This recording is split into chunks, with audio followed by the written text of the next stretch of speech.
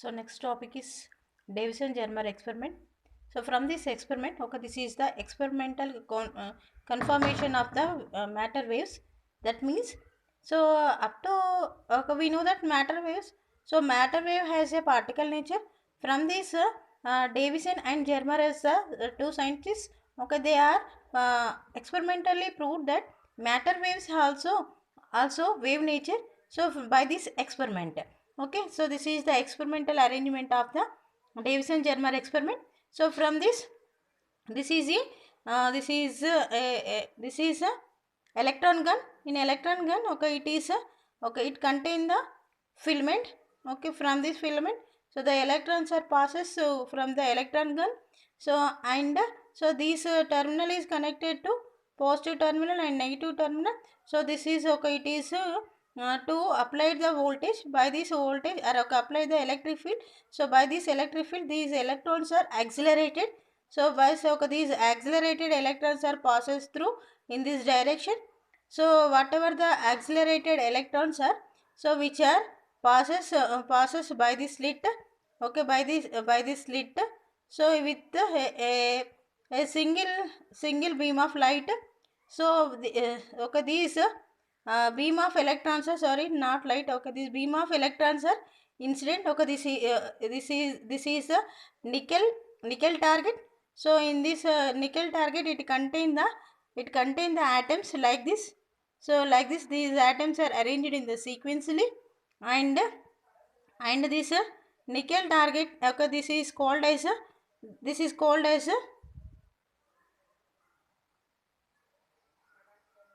electron gun.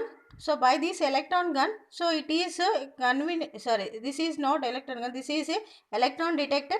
So by this electron detector, it is used to whatever the electrons are diffracted, so that electrons are absorbed by this detector. So this detector is okay, it is convenient to travel in this scale. So this scale is contained, so zero between 29 degrees centigrade, 29 degrees to 90 degrees. Okay, it is convenient. These electron gun is convenient to travel in this scale. So it is rotate. Okay, it is travel in the circular scale. So by this the use of this circular scale is, so whenever whatever the electron beam, so it is diffracted in the different directions like this. So in these different directions, light is, whatever the directed light is observed, and so it can be used to identify which it is used to find the, or okay, measure the degree of diffracted electrons. And so end of this detector, electron detector is connected to galvanometer. So by this galvanometer, it is measure the whatever the electrons are passes through this detector, and it is noted, okay, how much of current is passes through the galvanometer. And so this is the construction of the Davison-Germer experiment. Now working of, okay, how to electrons are diffracted in this experimental. So let us discuss. From the electron gun, the electrons are travel and incident on the, okay, incident on this nickel target. So whenever it is incident on the nickel target, so the electrons are diffracted in the different directions. So whatever the diffracted electrons are, so by this electron detector, okay, it is moving, okay, it is moving in this direction in this scale. So whatever the electrons are diffracted, it is absorbed by this detector. And so when it is absorbed, now let us, so at here angle is theta is equal 50 degrees centigrade. So 50 degrees, so this 50 degrees is noted here. And so how much of electrons are absorbed by this detector, okay, it is travel to the galvanometer, and okay, the galvanometer, it is identify how much of current is passed at this angle. And so when this is, first of all, okay, we have fixed with some voltage is applied here. By this voltage the electrons are accelerated, and so incident on this target, and then it is diffracted. So in this same way we are increasing diffracted. Okay, then the diffracted electrons are absorbed by this galvanometer, and it is noted. So and the angle of diffraction is also noted. So next, when we are increasing the voltage at here, so then the accelerated electrons also electrons are accelerated with the accelerated, then it is diffracted in the another direction. Okay, now again we have to noted theta 2. Then okay, so we noted the intensity of the light, the current, electron flow is nothing but current. So noted here. So as this process, okay, this detector is traveling in the different direction, and okay, it is noted, okay, noted with angle of diffraction along with for different potential. Now, so experimental observations.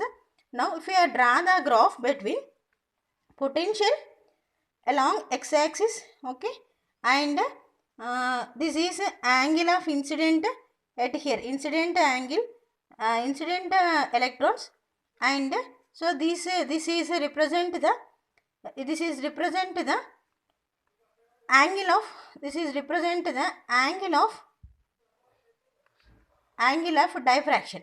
Now, so here, okay, at 44 we are observing here our at 44 voltage. So this bump, this is called as a diagram is bump. So this bump diagram is bump is nothing but bending. So it is less, and when we are increasing the voltage, that is 48 degrees, is so then this bumping is bump of the light is so electrons are increases. So at the angle of now at 54 voltage, so then it angle is diffracted angle is 50 degrees, and this bump is the graph of bump is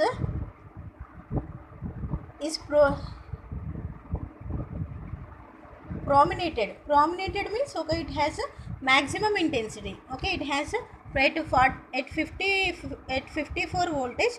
So the electrons are come out from the diffraction is increases, and so further we are increasing. Suppose this is the 60 volts. So at here the bump level is, okay, here also decreases, and gradually we are increasing the voltage. What will be happen?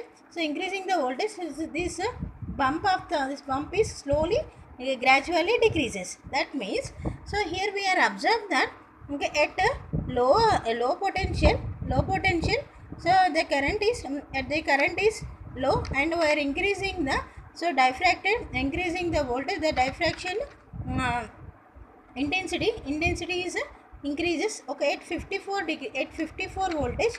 So it is maximum. Okay, so this is phenomena from this observations. Okay, it is electron have the wave nature. Why? Because so electrons, okay, for example, so in the diffraction, so we know that okay, the diffraction fringes, one is it produces the dark fringe, and next bright, first one is a bright fringe, and next light, next dark, next bright. So it produces the bright and dark fringes. Similarly, here also we observe that, so at below 44 voltage and 48 voltage, so the diffracted electron intensity slowly increases at 54 voltage. So the intensity increases. So further we are increasing the voltage, so it cannot be it slowly decreases. That means it is also produces the spectrum. Okay, it is also produces the diffraction spectrum. So from this conclusion we said that, so electrons also diffracted. Okay, this is the de Broglie wavelength.